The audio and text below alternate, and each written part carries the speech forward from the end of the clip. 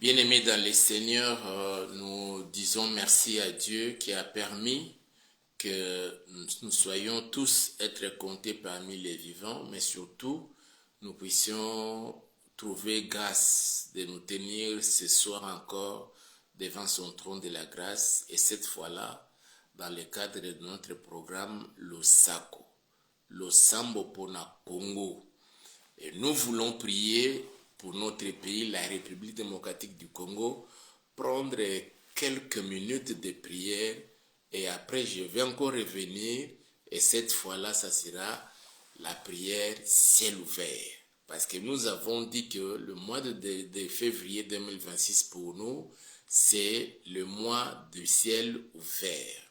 Mais nous ne sommes pas encore arrivés à ce stade-là, mais nous sommes là maintenant là pour le Losako. Nous allons prendre une vingtaine de minutes, nous allons prier le Seigneur et après nous passerons encore, nous reviendrons pour le ciel ouvert.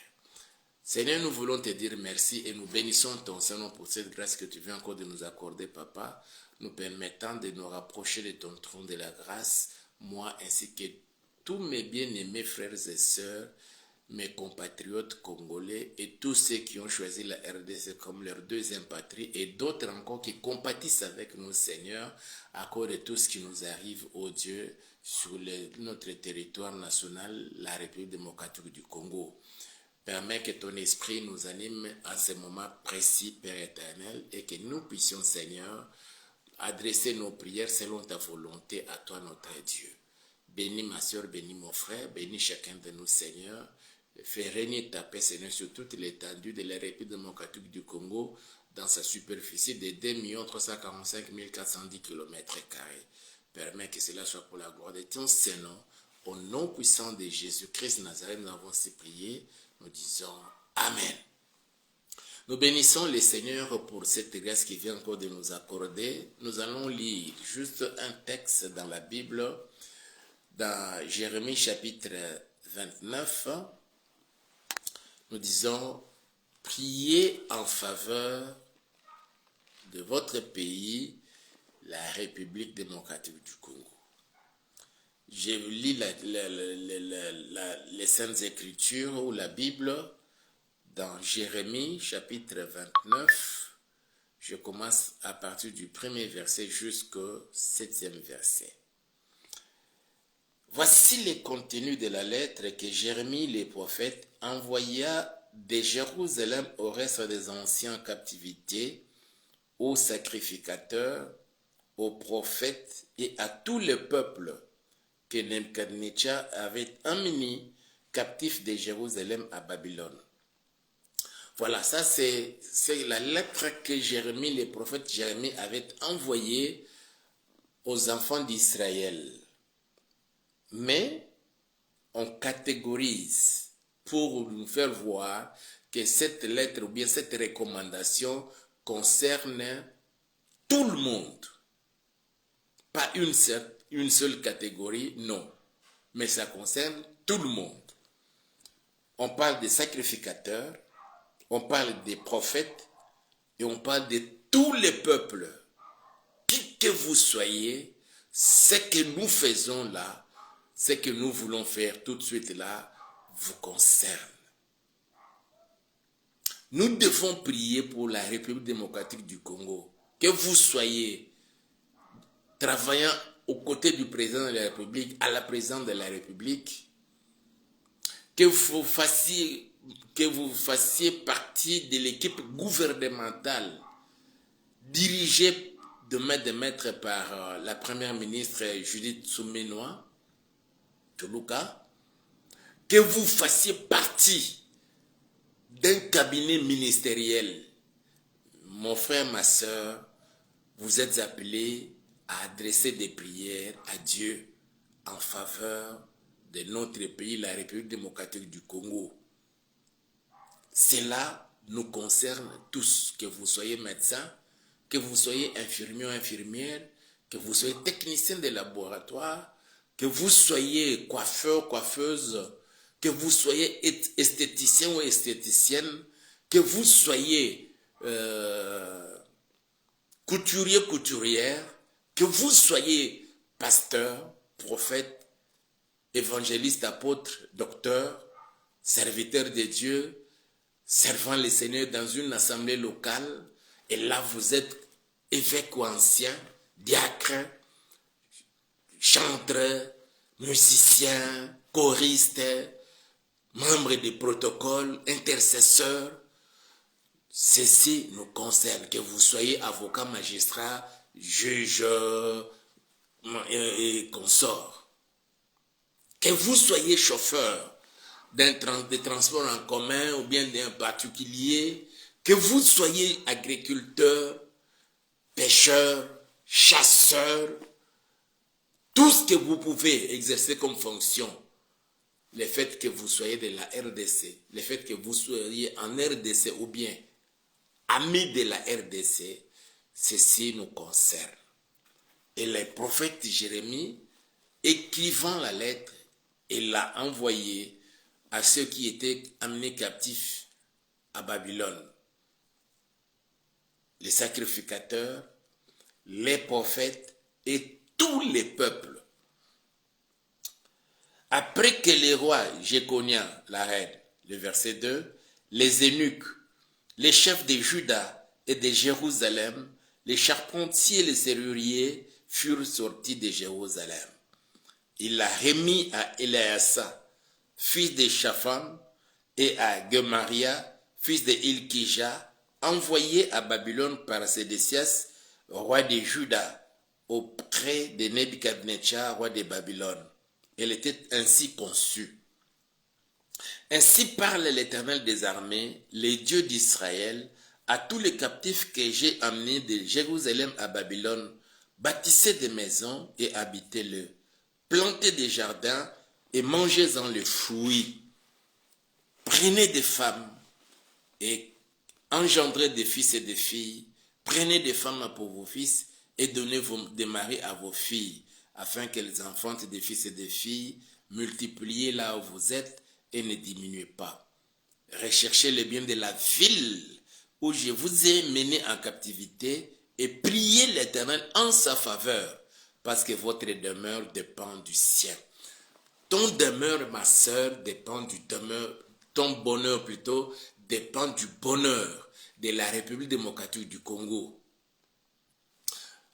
Ton élévation, ta paix, dépend de la paix de la RDC. Voilà pourquoi, ma soeur, mon frère, nous sommes appelés à prier, à adresser des prières en faveur de ces grands pays, la République démocratique du Congo. Si Dieu, en ces temps-là, lorsque Nabucodonosor ou Nebuchadnezzar avait envoyé son armée envahir les royaumes de Juda, Jérusalem, il a emmené en captivité plusieurs des Juifs, hommes et femmes, jeunes garçons, jeunes filles, même des petits enfants, les a amenés en captivité dans son pays, à Babylone, et que Dieu, par la bouche de son serviteur, le prophète Jérémie, il a écrit la lettre, a envoyé à ceux qui étaient à Babylone de prier pour Babylone. À combien plus forte raison, toi et moi qui sommes aujourd'hui en République démocratique du Congo, notre beau et cher pays. Pourquoi ne devrions-nous pas prier pour notre pays? Mes frères et sœurs, ces pays avec un destin prophétique bien précis de la part du Seigneur nécessitent que toi et moi puissions adresser beaucoup de prières à Dieu pour que le plan divin s'accomplisse sur notre pays. Aujourd'hui, j'ai préféré porter le drapeau comme ça. Je vais nous parler de ce drapeau. Pas aujourd'hui, Dieu voulant peut-être demain. Nous allons prier pour le drapeau de la RDC et vous allez comprendre les réalités spirituelles derrière ça. Mais aujourd'hui, nous voulons prier pour notre pays, mes frères et sœurs. Il y a 2 ans passés, j'ai tourné des émissions dans une chaîne de télévision de la place ici à Kinshasa. Alors, j'étais allé pour le tournage de l'émission, mais cette fois-là, j'étais invité dans une des émissions par un journaliste. Avant que nous montions sur le studio, sur le plateau plutôt, il y avait déjà une autre émission et un autre pasteur était invité. J'ai entendu ce que le pasteur disait.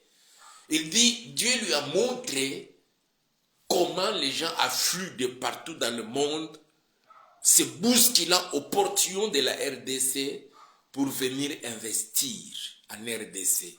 Les uns venaient pour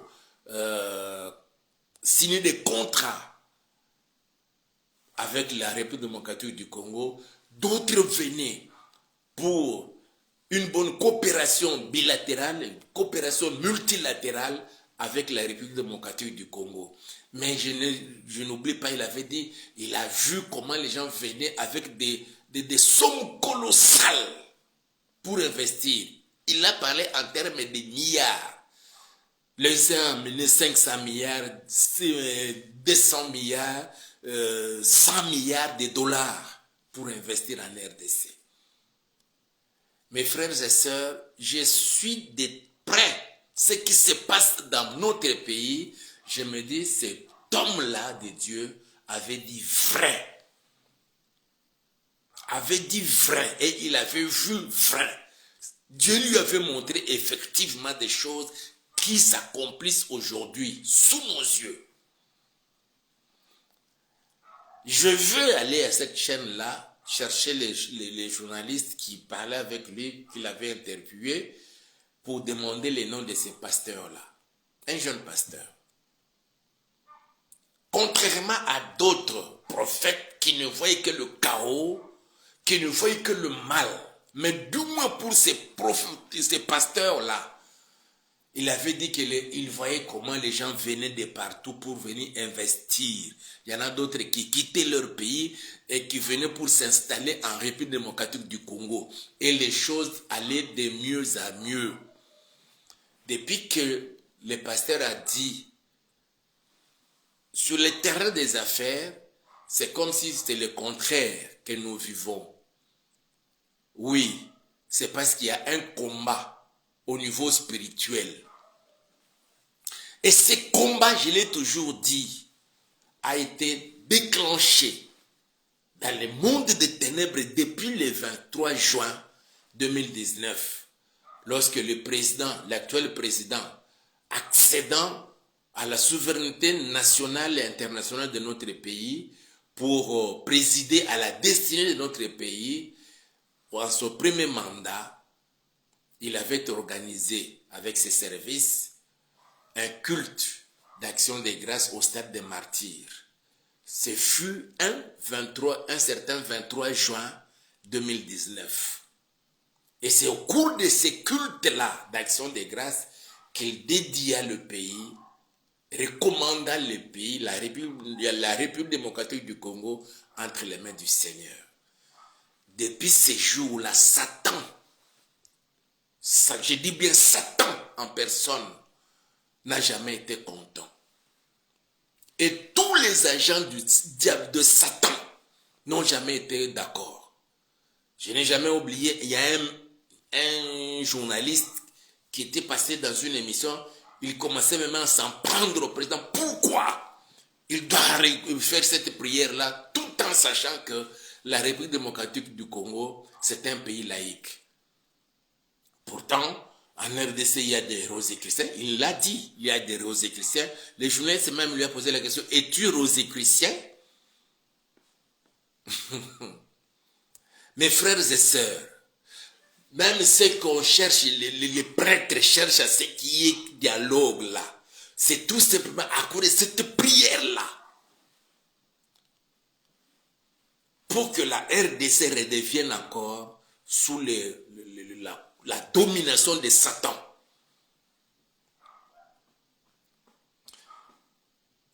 Je me souviens encore, en 1993 ou en 1993, lorsque le feu Dominique Sakombi Inongo avait rendu témoignage à 1, 2, 3 au ministère Amen, on avait réuni beaucoup de serviteurs de Kinshasa et d'autres qui étaient venus ailleurs, ils rendaient témoignage, ils disaient comment, avec le régime de la Deuxième République, on avait fait des sacrifices et les pays étaient sous la coupe du diable. Et Dieu l'avait obligé de commencer à dénoncer ces choses en rendant témoignage et surtout comment le Seigneur l'avait délivré. Ces jours-là, moi j'étais dans l'intercession, j'avais dirigé cette intercession-là et je sais comme quelques prophéties qui étaient sorties pendant que nous étions dans l'intercession. Pendant que nous, on était dans la chambre haute, dans l'intercession, les serviteurs de Dieu étaient là tout autour de Feu Sakombi qui faisait des témoignages. Mes frères et sœurs, notre pays nécessite que toi et moi puissions prier en sa faveur, l'Éternel en sa faveur. L'heure est arrivée. Je parlais de ce pasteur qui a parlé, le Seigneur lui a montré comment les gens se bousculaient, ici en République démocratique du Congo, cherchant à venir investir et renouveler la coopération avec la RDC, la coopération bilatérale, la coopération multilatérale, et ainsi de suite. Nous voyons aujourd'hui, depuis que l'on a signé l'accord ou le partenariat stratégique avec les États-Unis, vous savez, le président de la République, nous avons signé encore un autre partenariat avec Doha, le Qatar. Pendant que nous parlons là, le président se retrouve au niveau des Émirats Arabes Unis, toujours dans le cadre des partenariats, et nous voyons comment ces gens-là promettent de venir investir en RDC avec de fortes sommes, dans les 150, 200 milliards, 300 milliards. Les États-Unis, Trump parle de 500 milliards. Cela nécessite que toi et moi puissions prier le Seigneur. Pendant ce temps, Rwanda veut détruire notre aéroport qu'on a construit à Kisangani. Et tous les ennemis de la RDC, derrière le Rwanda, pour chercher à détruire certaines de nos infrastructures qu'on est en train de construire, les infrastructures contribuant au développement de notre pays.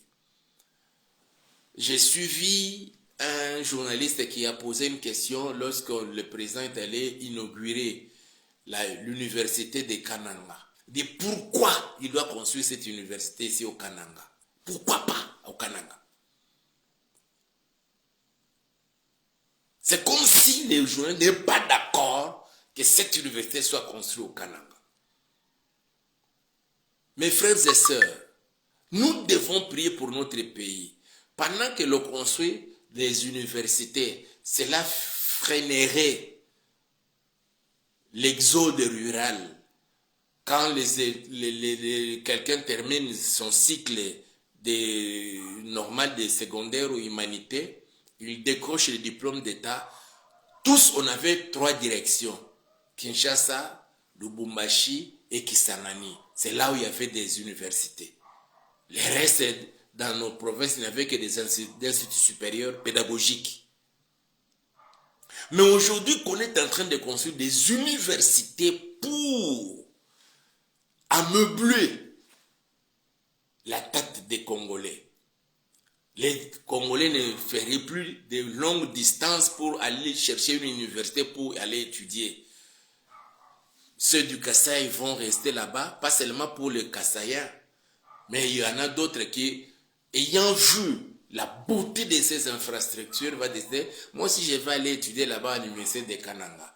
Pas seulement pour les Congolais, il y a aussi des étrangers qui viendront de partout pour aller se faire inscrire et puis commencer à suivre les cours là-bas à l'université de Kananga, l'université de Mbandaka en construction et d'autres universités. Nous souhaitons qu'on ait comme ça des universités presque dans chaque province. Et pourquoi pas dans les provinces qu'on en ait même 4 et 5 dans chaque province. Et c'est comme cela que nous sauverons notre pays être développé. Et il n'y aura plus question un seul professeur qui donne cours à l'UNIKIN et il doit aller là-bas visiter et les autres là. Non, non, non, non. Il y aura des professeurs qui seront là en permanence pour assurer les enseignements du début jusqu'à la fin de l'année, bien de la formation, pour assurer une bonne formation à nos jeunes gens. Voilà pourquoi nous disons que ce pays nécessite que nous prions pour, nous puissions adresser à Dieu des prières en faveur de la République démocratique du Congo. Que le Seigneur étende sa main avec les signaux que nous voyons de la fin de la guerre, que la guerre se termine complètement et comme le président l'a dit, que nous voyons du côté de l'Est aussi être construit, que l'on construit des routes reliant telle province à telle autre province et que l'on peut commencer à se déplacer à l'intérieur de la RDC par voie routière sans chercher à prendre l'avion, mais par sa voiture. On peut quitter Kinshasa, on fait jusqu'à Goma, jusqu'à Kisangani et on rentre encore.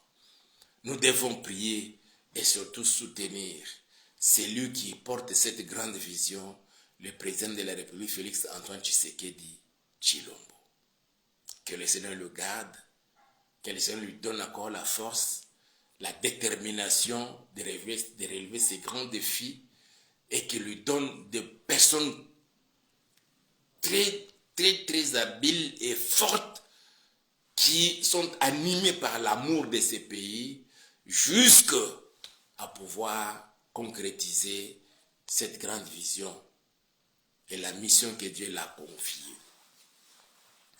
Que les ennemis de la RDC qui veulent toujours qu'il y ait le chaos sur les terrains de la RDC, que ces chaos-là les poursuivent eux, partout où ils peuvent se retrouver.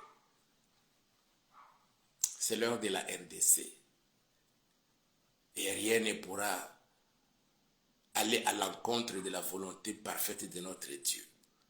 Mais nous devons prier pour la paix en RDC et son développement. Mais que toi aussi, tu sois bénéficiaire de ces développements.